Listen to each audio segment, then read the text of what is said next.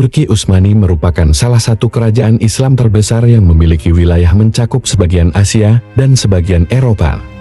Sebagai salah satu kerajaan Islam terbesar, Turki Utsmani mampu menjadi salah satu basis kekuatan Islam di Eropa Timur selama berabad-abad. Bukan tanpa alasan, mengapa Turki Utsmani bisa bertahan di Eropa Timur selama berabad-abad. Ini karena Turki Utsmani memiliki kekuatan militer, cadangan kas, serta kestabilan sosial, ekonomi dan politik yang dimilikinya. Puncak kejayaan Turki Utsmani terjadi pada masa kekuasaan Sulaiman Al-Kanuni. Beliau raja yang sangat terkenal di dunia, dan juga penguasa yang saleh. Sedangkan periode kemundurannya dimulai karena terjadinya perjanjian Versailles 26 Januari tahun 1699 antara Turki Utsmani dengan Australia, Polandia, Venesia, dan Inggris. Kerajaan Turki Utsmani didirikan oleh kabilah Oghuz pada tahun 1281. Kabilah Oghuz sendiri merupakan sebuah kabilah yang mendiami daerah Mongol dan daerah utara negeri Cina. Nama Turki Utsmani sendiri diambil dari nama kakek dari kabilah Oghuz, yakni Utsman bin Ertugrul bin Sulaiman Shah dari suku Kair, salah satu cabang keturunan Oghuz Turki. Sebelum kerajaan Turki Utsmani berdiri, Sulaiman Shah melakukan pengembaraan ke Anatolia, akan tetapi, dia meninggal sebelum mencapai tujuan, kemudian kedudukannya digantikan oleh putranya, yang bernama Ertugrul, yang kemudian melanjutkan pengembaraannya ke Anatolia. Sesampainya di sana, dia diterima penguasa Seljuk, Sultan Alauddin, yang sedang berperang dengan Bizantium. Ertugrul dan Sultan Alauddin pun bekerja sama untuk melawan kerajaan Bizantium, yang berujung pada kemenangan. Atas bantuannya tersebut, Ertugrul diberi hadiah sebidang wilayah di perbatasan Bizantium, serta memberikan wewenang untuk mengadakan ekspansi. Setelah Ertugrul meninggal, kepemimpinan atas wilayah tersebut kemudian diambil alih oleh putranya yang bernama Utsman, yang memerintah Turki Utsmani antara tahun 1281 sampai tahun 1324 Masehi. Di sisi lain, Seljuk mendapat serangan dari Mongol pada tahun 1300 Masehi yang menyebabkan terbunuhnya Sultan Alauddin. Terbunuhnya Sultan Alauddin membuat Seljuk terpecah belah menjadi kerajaan-kerajaan kecil. Ketika Seljuk terpecah belah menjadi kerajaan-kerajaan kecil, Utsman mengklaim kemerdekaan secara penuh atas wilayah yang didudukinya, sekaligus memproklamirkan berdirinya kerajaan Turki Utsmani, dengan Utsman sebagai raja pertama yang sering disebut Utsman I. Setelah Utsman memproklamirkan berdirinya kerajaan Turki Utsmani, perlahan-lahan dia mulai melakukan ekspansi untuk memperluas wilayah kekuasaan Turki Utsmani dengan memperkuat militernya secara berkesinambungan. Upaya memperkuat kekuatan militernya, Turki Utsmani bahkan mendirikan pusat pendidikan dan pelatihan militer, sehingga terbentuklah sebuah kesatuan militer yang disebut Yenisari atau Ingisyariah yang dipimpin oleh Orhan. Perkembangan di bidang militer terus berlanjut dengan membangun cabang Yenisari, yang membuat kekuatan militer Turki Utsmani semakin kuat. Hal itu mendorong untuk melakukan penaklukan di wilayah-wilayah non-Islam seperti Adrianople, Macedonia, Bulgaria, dan Serbia. Dari sekian banyak pemimpin yang pernah memimpin Turki Utsmani, Sultan Muhammad II adalah pemimpin yang memiliki kontribusi besar dalam memperluas wilayah kerajaan tersebut. Sultan Muhammad II bahkan sampai mendapat julukan Al-Fatih Sang Penakluk karena keberhasilannya menaklukkan Romawi Timur yang berpusat di kota Konstantinopel pada tahun 1453, dilanjutkan dengan menaklukkan ke Semenanjung Maura, Serbia, Albania sampai ke perbatasan Bundukia. Salah satu pencapaian penting Sultan Muhammad II adalah penaklukan kota Konstantinopel. Dia bahkan mengalihfungsikan gereja St. Sofia menjadi masjid dan mengubah namanya menjadi Hagia Sophia, sebagai lambang kemenangan orang Islam di kota Konstantinopel. Oleh Sultan Muhammad II, kota Konstantinopel diganti namanya menjadi Istanbul. Dengan keberhasilan penaklukan Konstantinopel ini, seluruh ambisi umat Islam untuk menundukkan Imperium Romawi Timur tercapai sudah.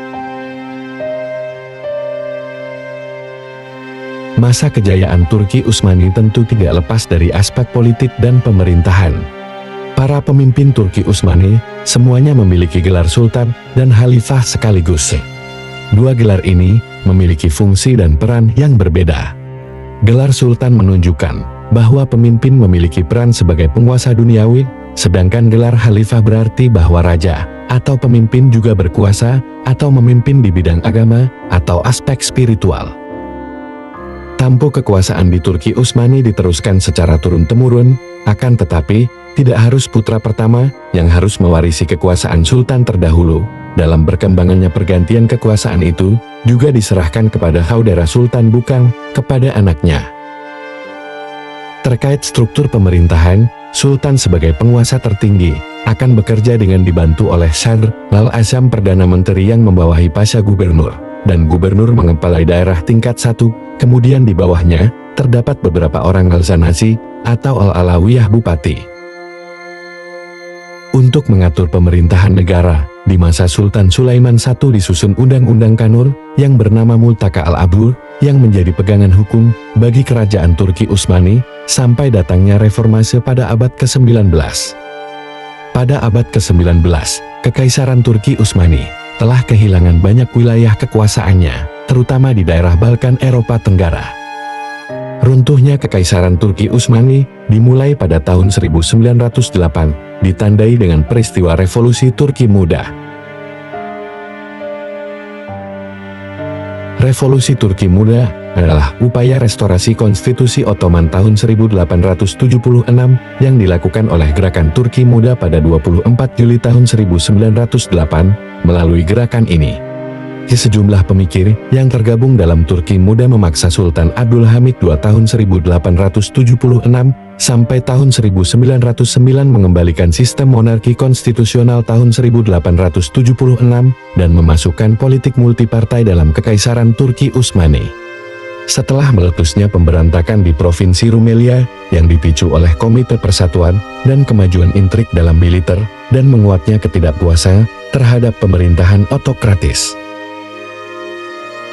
Kejadian ini menyebabkan situasi Sultan Abdul Hamid II tersudut. Sultan Abdul Hamid II akhirnya menyerah dan mengumumkan pemulihan konstitusi pada tanggal 24 Juli tahun 1908.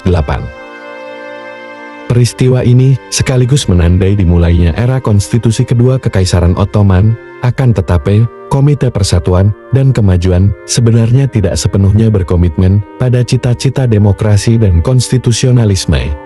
Revolusi Turki Muda tidak mendapat dukungan rakyat dan sebenarnya adalah kudeta oleh sekelompok kecil perwira militer dan aktivis sipil di Balkan.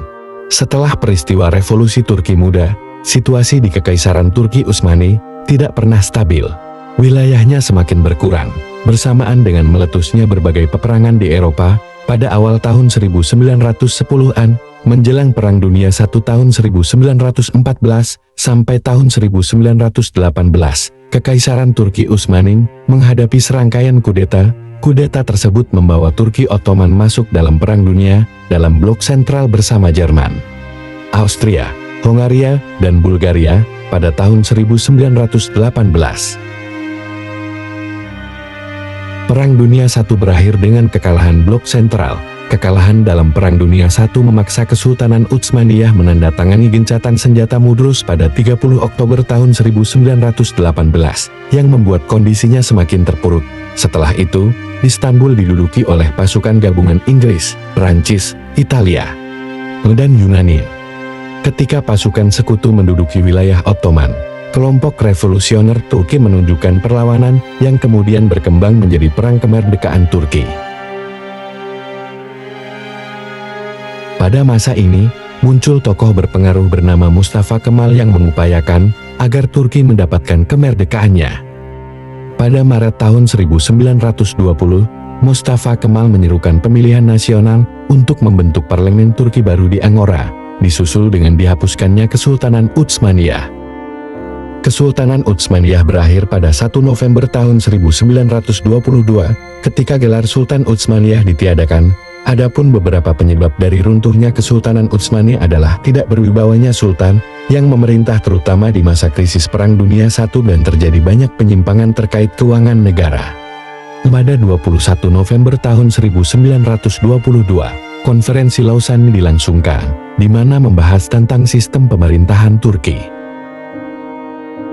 Pada 24 Juli tahun 1923, Perjanjian Lausanne ditandatangani oleh Majelis Nasional Besar, menandakan bahwa pemerintahan Turki sudah resmi berdiri.